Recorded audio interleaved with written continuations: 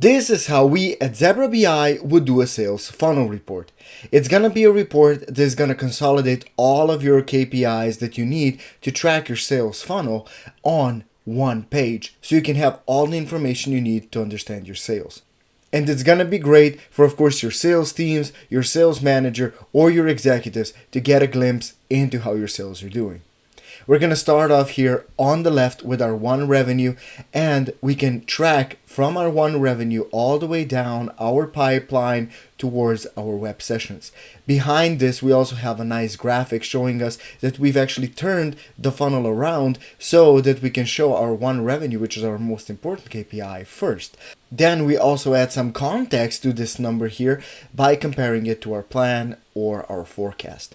Moving to the right, we have our conversion rates, which of course have another graphic that shows how they're calculated or in which step they're calculated. We have our one revenue, our opportunity conversion, lead conversion, web to lead conversion, and additionally to our context, we also have a trend chart here, a line chart that is showing us how this KPI or rate has been moving throughout the months.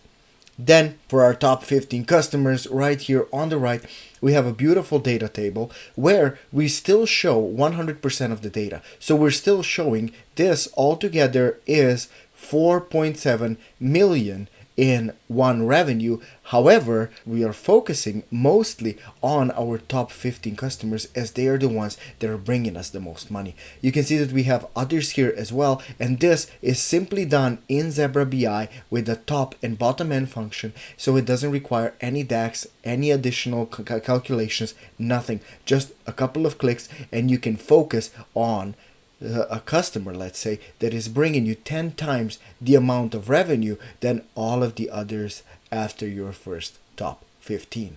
We also have here, of course, the context versus plan, so we can see if maybe we're really nourishing a customer better than we planned, or like in the case of our biggest one, if we need to actually nourish them a little bit more. For the end, we have our trend charts here right in the bottom that is showing us our development over time for our one revenue, so we can see in which months were we doing better, where we were doing worse. So of course we can go back and we can make decisions that will simply make every one of the months that follows go green. But that's not all. We also give you a couple of more options here. So if we go to home number 2, you can see that we have the same data, but they're shown a little bit differently. Here, you see we have a waterfall chart that is showing us how we got to our 4.7 million revenues. This part stays the same, but here we again, for our trends, have a little bit of a different showcase. You can see that we broke the axis here so we can see the variances a little bit more, and this was done with just a simple click of a button.